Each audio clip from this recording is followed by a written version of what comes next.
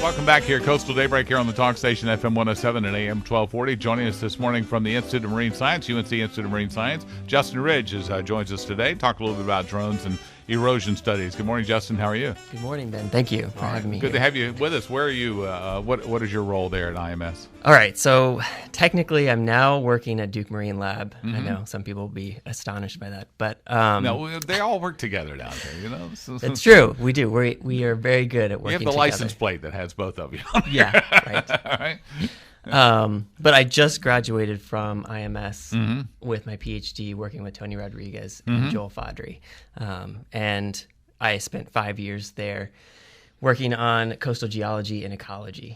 And now I'm working with Dave Johnson at Duke Marine Lab to kind of further the work I was doing. Well, we have talked over the years, in fact, about drone research and just UAVs, I think they were called as well, too, just how they might play into this. Now this science is developing quite rapidly, isn't it? For sure, yeah. It's changing the way we do everything pretty much, especially with coastal geology. A lot of the things that I was working with Tony doing was just monitoring coastal habitats and understanding how they're changing with climate change and storms and other big events and long-term just natural shifts. And so drones are making that way easier, way cheaper, way faster. So what kind of research are you doing now? Is this like post-Matthew type of research? Yeah, so one of the big projects we're working on right now is looking at Bird Shoal, which for those of you who are not familiar with Bird Shoal, it's an island that's part of the Rachel Carson Reserve that sits in front of Beaufort. And it actually acts as a barrier to Beaufort in terms of wave energy and other storm surge that's coming in from the ocean. And with the inlet widening, as it has been in the last decade, it's brought a lot of changes. And they've noticed that Bird Shoal is narrowing, it's eroding a lot more. And we're trying to monitor that and understand what are the long-term implications and what are storms contributing to that, like Hurricane Matthew. And so we last year were able to use drones to map Bird Shoal before and after Matthew, and then subsequently after that, we've been trying to see how it's recovering. And some areas are recovering, but there are some areas that have been permanently impacted by Matthew's. You practically could create time-lapse photography with that, couldn't you? Because Certainly. I mean, it's cheap enough to be able to fly it. Yeah, way. Exactly. I mean, it's just especially being stationed at Duke Marine Lab. Right, you're practically you are looking at it. Exactly. We look across the water at it.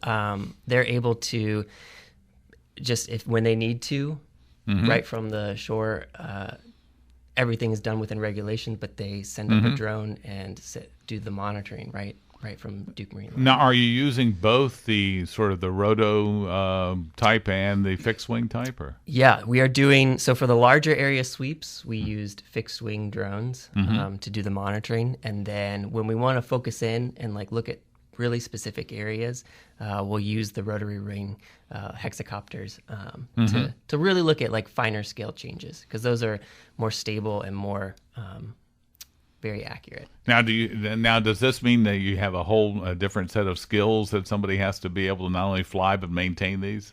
Yes, there are, and that's one of the things I'm learning now that I'm kind of transitioning into this new technology. There are a lot of moving parts and a lot of new things I have to be aware of that I never really thought about when I was working on the ground using just normal geological assessment tools. Typically, when you are monitoring a drone in this research, are you monitoring real time? Or are you sending it out on a grid? Or we are monitoring it. So one of the things, we operate within line of sight. So but a lot of our flights are pre-programmed.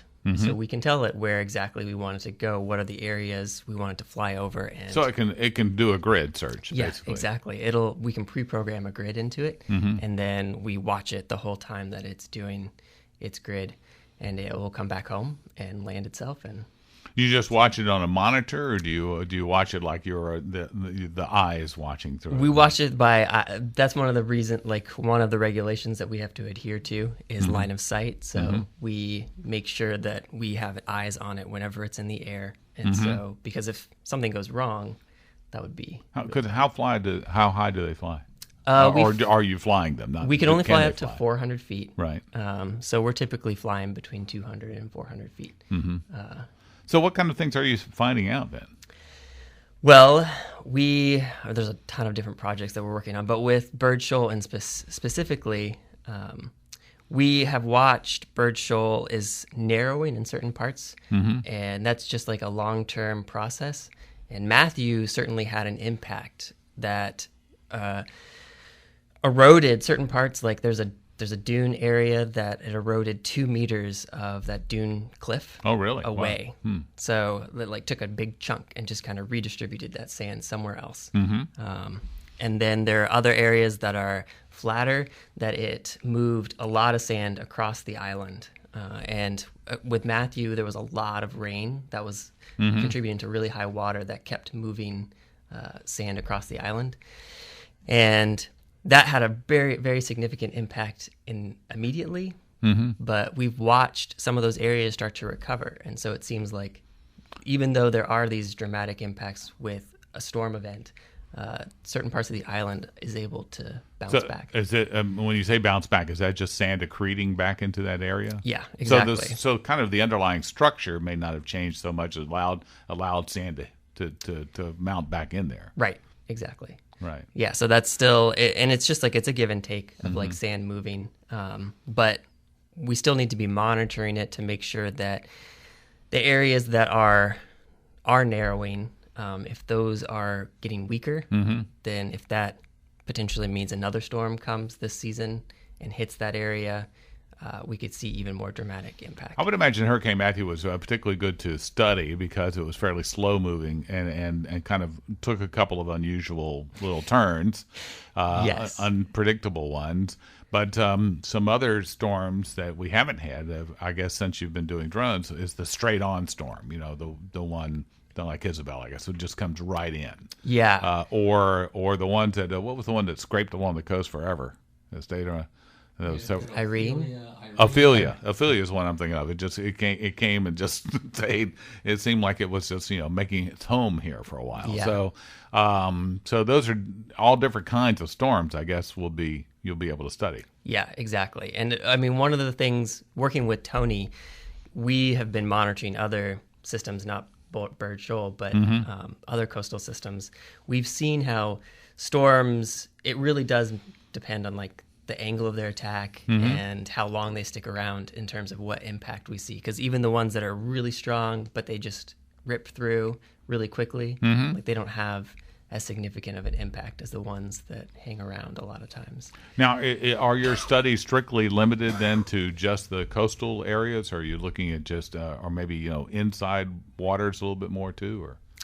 Or right now we're focusing on the more coastal areas, but inside waters, we're starting to kind of bridge into the interior lands a little bit more. I would imagine an event like we had a number of years ago now with Floyd, when you had the flooding, that drones would be helpful in figuring out the impacts there too. Yeah, and Matthew was flooding, in Kinston, it flooded again. So right, exactly, and that's another thing that we're learning.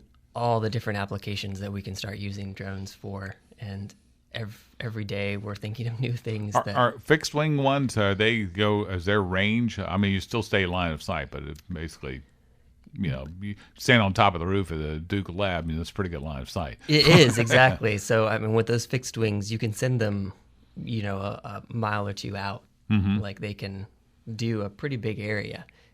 In the time that they fly. They fly for 45 minutes to an hour, and they can cover a lot of ground in that time. Are you able, or do you envision that with other drone studies, whatever, you could create a panoramic of that up and down the coast, more than just the area that you were looking at, but like Rudy Rudolph dealing with all of the Carteret County, but if you go down the shore, etc., that would be helpful.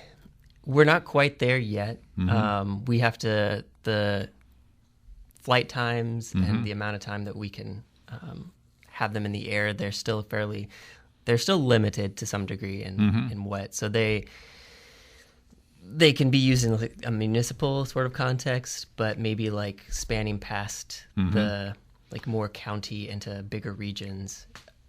We're not. That'd be kind of a cool study though if you had a network that all flew at the same time. So then you laid out a panoramic of what it. And there's certainly that is a definite possibility in the future. Like as flight times are continuing to increase, and so we'll be able to start seeing how much larger of an area we can build into. Again, talking to Justin Ridge, who's now Duke Marine Lab, right? So, but Yes. graduated from UNC Institute of Marine Sciences. This study, is this overlapped between your two? Yeah. So this has been a collaborative effort between UNC and Duke Marine Lab. And we look forward to hearing more about those. So, again, if somebody wants to look online and find out more information, where do they go?